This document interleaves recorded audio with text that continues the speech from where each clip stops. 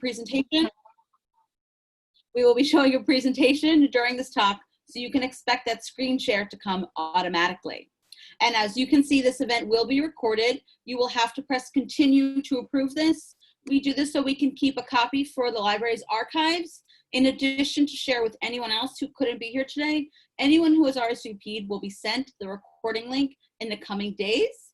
Please note that the discussion at the end will not be recorded to encourage free thought.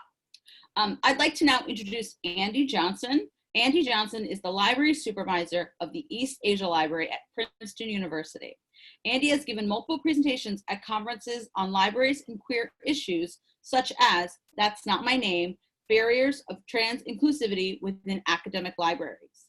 They are excited to be moderating today's discussion. They will be introducing Grabbing Tea and our presenters, in addition to discussing how the question and answer portion and discussion later will work. Thank you so much, Andy. Thank you, Nicole. My name's Andy Johnson. My pronouns are they, them, theirs. And I'd like to introduce the co-editors of Grabbing Tea, Queer Conversations in Librarianship, an upcoming publication with Litwin Books. Sarah A. Howard is the librarian for gender and sexuality and student engagement at Princeton University. Shanta Smith-Cruz is the associate dean for teaching and learning and engagement at NYU libraries. Before I pass it over to Sarah and Sean, I will be moderating the discussion. We will be saving some time at the end of the talk for a question and answer, as well as discussion. In the meantime, please use the chat liberally. I'll be watching it populate, and so should you. We want to make this to be a community discussion from beginning to end. And any questions raised in the chat, I will make note of for a question, answer, and discussion session. If there's anything you would like to ask anonymously, you may message me directly by selecting my name from the drop-down in chat, and I will pose the question for you. As well, if there's a question that you would like to ask in person, or just something that you want to add to the conversation, you can use the raise hand feature, and we will get to you during the question, answer, and discussion section. Thank you very much, and I will move things along to Sarah and Sean.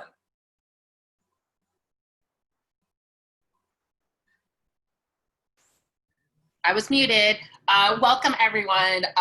It is so incredible to see so many participants here. My mind is blown, my heart is full, because it's Pride Month, and for many of us, that means not celebrating in person. So this is just fantastic. Thanks, Sarah. I was like, where is the unmute button? It's on my face. Hello, everyone. I'm Sean, and I wanted us to start first with some call to the ancestors.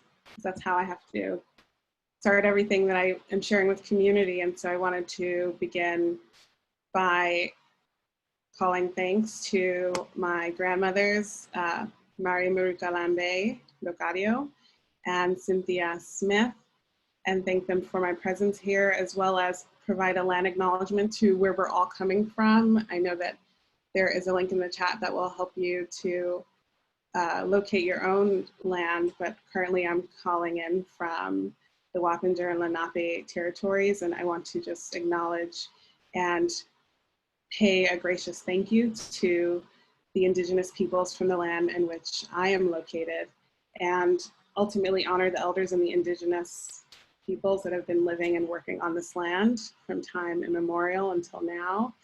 So I wanted us to definitely pay homage to those folks and to those peoples.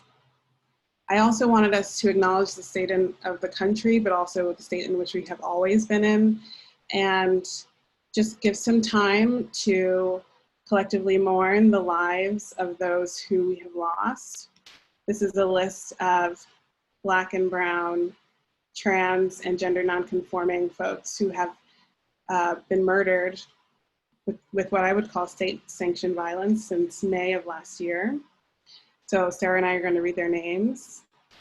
Tony McDade, Nina Pop, Penelope Diaz Ramirez, Leila Pelaez Sanchez, Serena Angelique Velasquez Ramos, Johanna Metzger, Lexi, Monica Diamond, Yampi Mendez Arocho, Norlisa Luciana Ruiz, Italy Marlowe, Dimaggio Damar Berriman, B. Love Slater, Bailey Reeves, Taya Denise Liger. Pebbles Ladime Dime Doe, Bubba Walker, Kiki Fantroy, Tracy Single, Denali Berry Stuckey, Brooklyn Lindsay, Zoe Spears, Leilene Cubiette Polanco, Chanel Sherlock, Chanel Lindsay, Johanna Joa Medina, Paris Cameron, Michelle Tamika Washington, Malaysia Booker, Claire Legato. And this slide is actually received from a colleague who used it during her dissertation defense from the University of North Texas, Dr. Ana Reyes. And when I asked for permission to use the slide, she responded that 2 more women have passed. So I wanted to add their names: Dominique Remy Fells of Philadelphia, Pennsylvania, and Ryan Milton of Liberty Township, Ohio. Ashe to all of these names and their lives and the loss.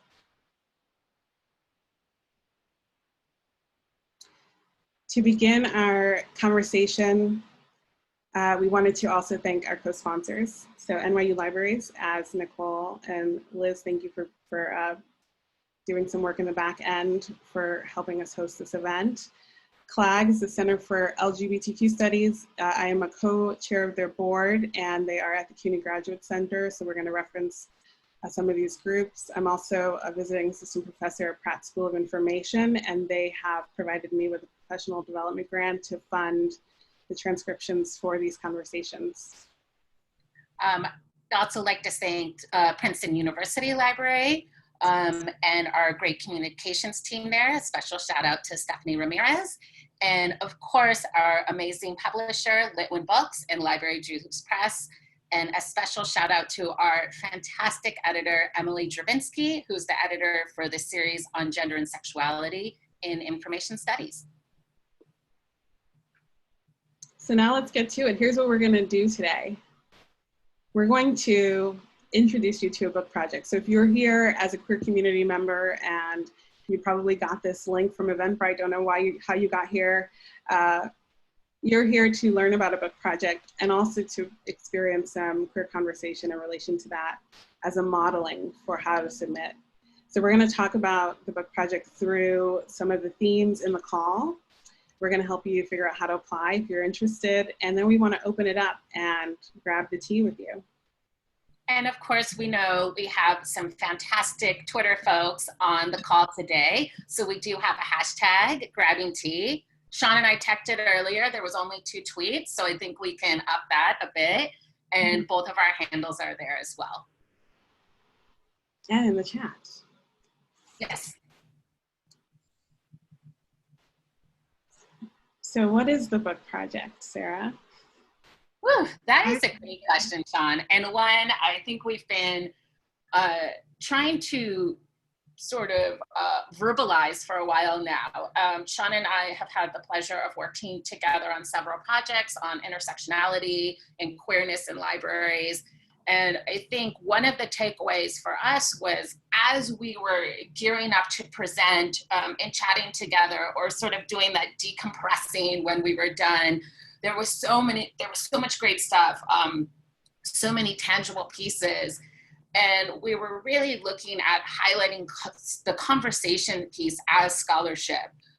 Here in the 2 photos, you see 2 fantastic examples. Breaking Bread, it's a conversation between Bell Hooks and Cornel West.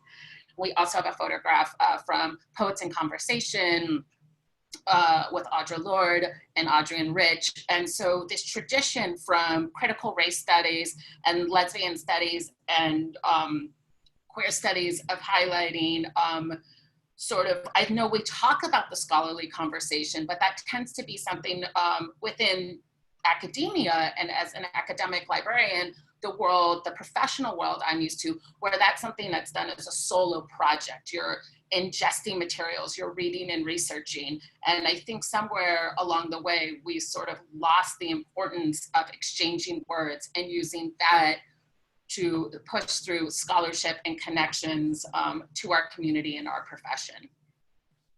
And especially that community connection is what we wanted to highlight. So this call is open to the collaborators, the librarians, and the community folks who often coexist but don't really have opportunities to tell their stories. So we're really interested in the engagement lens of librarianship with queer community, and that's going to look different ways for different people. We want to hear examples of those collaborations, and we want it to be open to cultural workers, artists, activists, archivists, librarians, library staff, right? Everyone who has touched a book and probably related it in some way to their queerness.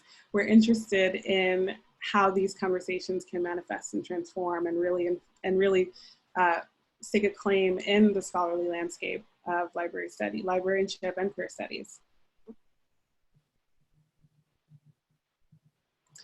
So we're going to walk through the themes. So when you look at the call for proposals, which the link will come when we go through that at the end, we picked a few of the themes that we're asking people to apply with. And so we're going to go through some of them and model what a conversation could look like. But we also want you to feel free to bring in your own themes for what you want to talk about.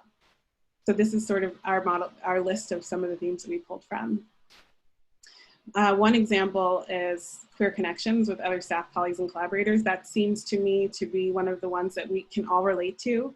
We all have moments where we are collaborating with other queer folks and we find each other and then we like latch on. And so we're curious about those connections and how they have transformed your work and transformed your art, transformed your practice. Some examples for connections that I can think of just that have come into my inbox recently is this Friday, the Metropolitan Library Council for the New York City metropolitan area is having networking for LGBTQ librarians, library staff, library students, all the folks who might be interested in talking about queerness. And what I love about that call was it asked for anyone who doesn't identify as queer to please sit out because it's really for the us. And being inside of that space of connection is really part of what we want to bring out. There's also the New York City LGBT Community Center. They have a collaborative working group between researchers and archivists to talk about their work and really see where those connections lie. So that's another example of a collaboration. I'm sure I'm leaving one out. But that's, oh, and then there's the ALA Roundtable, the Rainbow Roundtable is another example. So there's plenty to choose from. Nowadays, we have lots of examples of collaborations. So we want people to bring that out and talk about that in the book. Thank you, Sean, for that amazing list. And I think I'm very excited about the Metro event as well. And, you know, when the call came out, I think there was something for that to say, you know, please set this one out for allies and loving allies within the community is certainly a case, but it made me think of sort of this repeated theme as well as boundary shifting. And when in certain spaces, our queerness is most forward, ahead of our titles, librarian or archivist or community member. And so thinking about how we negotiate that in our workspaces, since we've had the call up for a bit now, I would say almost all of the submissions that have come in, and they've been so great. I know Sean and I sometimes text each other, they're like, a new Google form came in and we got it. So please keep them coming. But we'll get to that at the end. Of course, we're also just here to engage in conversation. But this idea of boundary shifting, so many things to think about that. Think about that in terms of space.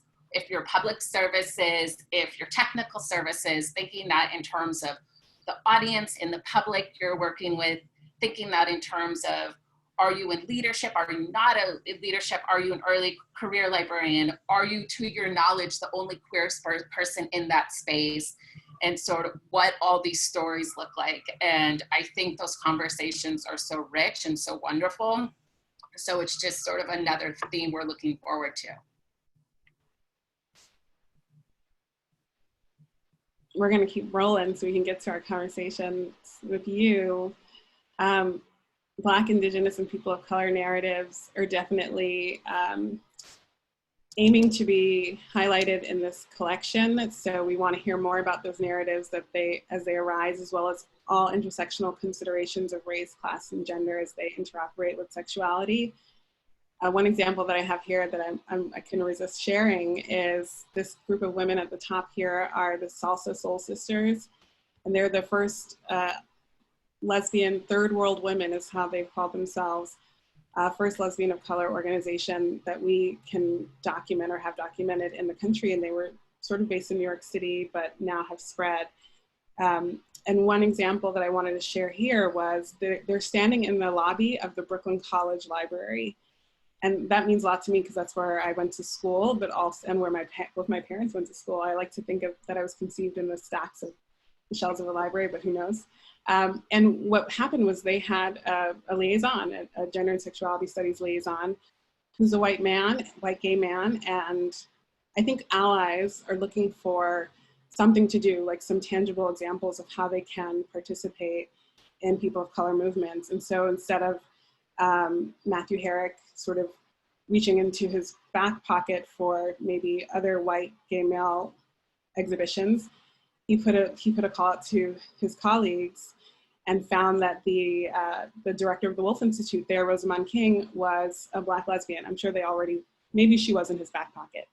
I'm sort of giving Matthew's story here. But that is to say, Rosamund King was also on the board of CLAGS and knew about this exhibition and asked us to be inside of the Brooklyn College Library. So what was magical was to see, 50 or so Black lesbians in their 50s, 60s, and 70s and 80s, an intergenerational space, a space where they were there to tell their stories. The exhibit was up for about a month, and it was one of many exhibitions. There's also the New York Historical Society had a huge event, and Nicole just put in the chat a link to the blog post that the New York Historical Society just posted on that one. So I really think we have lots of ways to engage our communities. Yes, and Sean, and I'm thinking now, again, the way organic conversations flow is when I was able to hear you present on this at the Barnard Feminists and Scholars series, or it might be Scholar and Feminist. So please, someone, if I have that wrong in the chat, call it out. That's part of just here having this wonderful conversation with you and hearing you present about it was just such a wonderful time. And then of course, having those chance to have a few cheese and crackers after and talk about it a bit more. And another resource we wanted to share is the Woman in Color and Lib website with our fantastic colleague who I believe is on this call, Lauren Jackson, who presented on this at the last ACRL New York. And so all these things that are sort of coming together where I know I had seen this resource on Twitter, but it was there.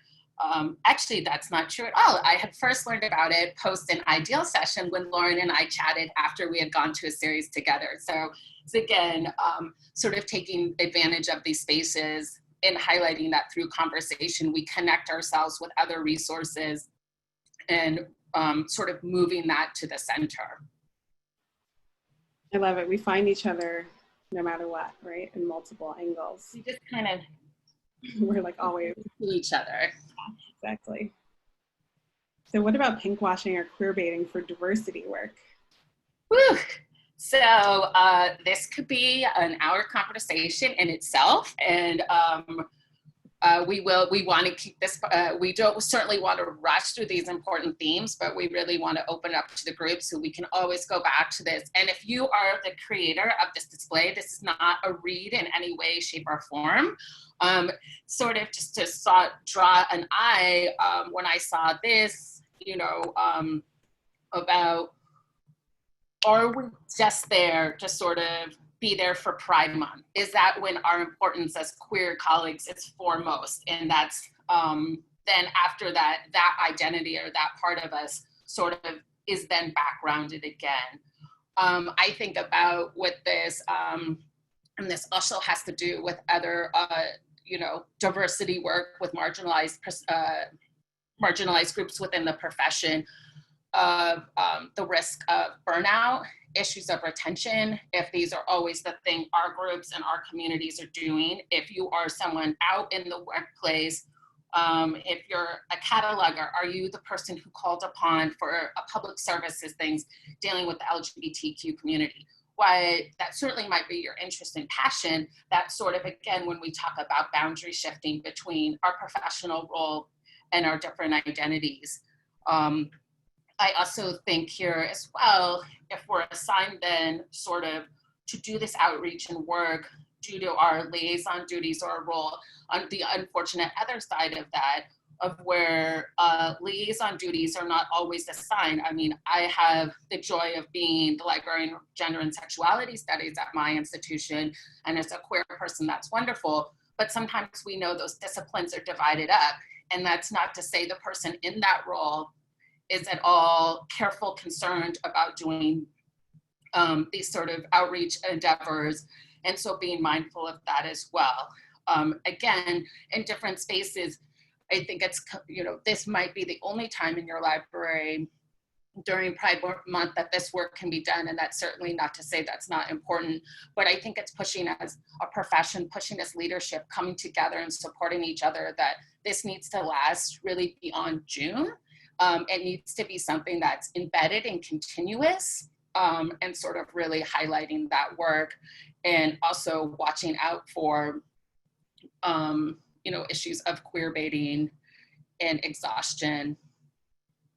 So it's really about institutionalized queerness is what we're thinking. One example of institutionalized queerness, I would say, is through how we absorb archival material. Archives are so special because they can redefine what information is, and it pulls directly from the source, from the community, from the people. And one institutionalized or structured project that I want to highlight to reflect on that is with the Lesbian History Archives, which I'm a collective member of.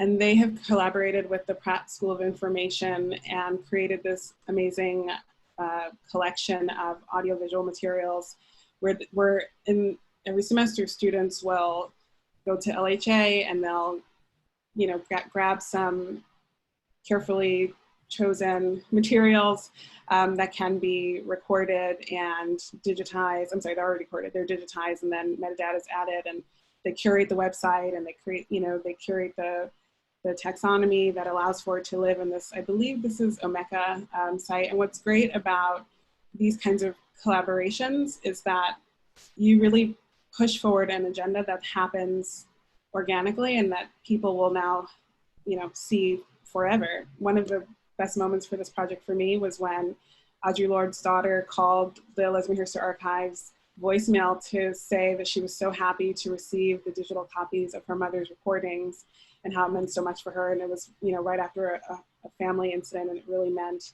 so much for this to come full circle to her at that moment. So there's so many ways where we can think about strategic change in libraries and how communities can use libraries as a conduit for our reclamation narratives. Oh, and then we have fun.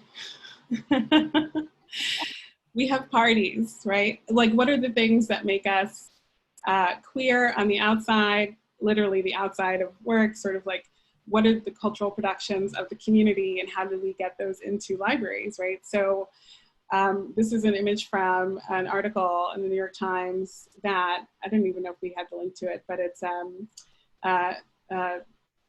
the author of the article, oh my gosh, I didn't write her name down and I'm forgetting her name. She has a podcast. It's okay. Can do it all. But in this article, she wanted to talk about queer joy parties. Oh, there it goes. Thank you. We did have it. And when thinking about queer joy, you know, I was also that same week that the article came out, was on this panel at the New York Historical Society on the tea of queer parties. And what was really interesting was to have conversations with community, and it felt very, very removed, very disparate from the work that I do in libraries. Jenna Wortham, thank you so much. We love you, Jenna. And so I thought a lot about how we can professionalize our queerness and how we can strategize around being professional queers and what that looks like. And the example that was best for me in terms of strategic change was through a collaboration between CLAGS, the Center for LGBTQ Studies at the Graduate Center, where they had an endowment. And the endowment was structured so that the money went directly to the library collections. And the chief librarian of the Graduate Center Library was also part of the CLAGS board at some point. So there was this like continuity of collaboration and strategic change that led to essentially the second largest urban university being like catapulted with queer collection development for millions really of people to have access to. And so that kind of shifting and that kind of professionalism, I think, is where we want to hear more stories on, but also we want to continue for ourselves. And so, we'll just let this sit for a second. We are open to all submissions having to do with lessons learned from commingling and dating and queerness in the library. But one thing, conversations we were thinking of here is, again, sort of tying back to boundary shifting and this and that, and sometimes the extra work of that within our library spaces. Are we being witnessed and monitored? I find too, are you interested in queer studies? Are you interested in queer connections? Are you interested in my particular queerness? Sort of conversations I've had, and the pieces that sort of go into that. So, I mean, of course, we left this for the end as we could have some fun with this as well. But I think there's also the implications of our identities outside of the workplace and how we choose to let that into the workplace, and having that be on our own terms. I love that. And also outlining moments where we have conflicts. If you work with graduate students, postdocs, people who are your age, I wrote a book chapter that came out in Litwin Books called Patricia's Child, Patrick's Penis, and the Sex of Reference, which I didn't link to because I know I was going to bring it up. But definitely there are moments of commingling and lessons learned that we can hear more about to ad nauseum. So don't feel like you can't bring those up in your conversations as well. And of course, there were tons of themes that are listed in the call that we did not, we were just like, we could just do this for 2 hours and then we'll never get to hearing from you. So we just wanted to make sure that you knew there's definitely more to talk about and think about and communicate on and really question as it relates to queerness and librarianship and everything in between. And we want you to also add, if you don't see your topic in the list, feel free to continue to apply, and we want to hear from you. And that brings us to the book. Did you want to say, I know you want to say something about this image. Just say it. Okay, so I get it looks beautiful, but as a librarian, I just have strong feelings about this being a bookshelf organization strategy. So I'm just gonna purge that. That's right, it's okay. Yeah. And we have a list of our attributed images at the end. So the structure of the book is that we want to bring in curated conversations. And what that means is that we want people who have these collaborative relationships, if it's you who have produced an exhibit with a queer or community group as a librarian, or if you are someone from the queer community who has a special kinship to libraries and want to talk to your librarian, or if you have a digital project, whatever you can think of, we want you to think of the people for whom you would talk to about that, and the two of you can apply as a pair. So that's, I think we want to have a good percentage of those pairings, and we have people that we can think of right now. We're just like, we have to pair this person with this person and this person with this person. And so with that, we also want people to feel free to apply individually, and then we can play matchmaker and pair folks up. So if you have an idea of something you want to talk about, but you don't have someone to talk about it with, you should still apply. The book will then be grouped by the themes that come up in these conversations, assuming that a lot of them will come from the themes that we've listed in the call. So now we get into some logistics about how to participate. The first thing would be to apply.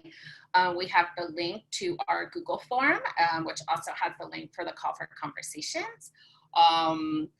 Then, of course, as Sean mentioned, if you're coming in as a pair from a past collaboration, if you're coming on a collaboration, but you might be open to having other conversations, we can do that as well. And of course, if you're sort of mulling over something independently, we're more than happy to work on managing you.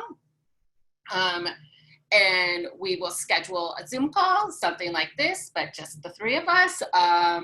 And we will record it, have a conversation. You'll get your transcript back to edit. Thank you so much to Pratt for the funds to do that successfully. And that so Sean and I aren't up for days straight, and even with the Zoom tools. And then of course, submit a reflection after the recording and transcription have made its way back to you. I almost think of that the way after presenting, I often want to sit with my co-presenters and say, what this happened and this came up in the conversation and for the next time this week. So it's sort of a way of doing that as well with a small delay. And here is our timeline. We are here in June and we have our call for conversations and our info session, so we can check that off. We have July 15th as our deadline. I think that might have some wiggle room. The Google form will remain open, and we can sort of go from there. And then we'll have the proposals accepted, conversations scheduled. Monday, Wednesday at noon are not set in stone, just sort of an example of where Sean and I will provide a schedule. And when Sean and I were first thinking about this project, we were like, are people gonna be like, Zoom, what does that mean? But I think we've all definitely earned our Zoom stripes during this time. So hopefully that'll be not such an unheard of way to communicate. And then we'll get those transcripts back to you. Again, we'll ask for that reflection. Then Sean and I will, go in a bunker for a little bit of time and prepare the manuscript. And then hopefully a year from now, it will be done. Yes. So that's our timeline. And we can always have the slides shared. So if you wanted to get some attribution, you can do that. But really, we want to talk to you. I'm so happy we got through it in like 36 minutes. Woo. Yes, high five. So we want to open it up to the room, and we are curious to hear what queer conversations you would like to have and what queer conversations you would like to read about, given the different topics that we've laid out to you and given also the structure of the book. So I think, Andy, you're gonna put your voice on it. Yeah, so just quickly once more for people who came in late, I'm Andy Johnson. I am helping moderate. There are 3 ways that you can post questions. You can either post questions in the Zoom group chat. If you want, you can post questions in the group chat anonymously, that's a hard word, by clicking the drop-down box and selecting my name and writing the question to me, or and I will pose it to the group anonymously for you. And the third way is that you can use the raise hand feature. And when you use the raise hand feature, I will allow you the space to, I will unmute your mic so you can ask the question in person. And it looks like Kainita has a question. So I'm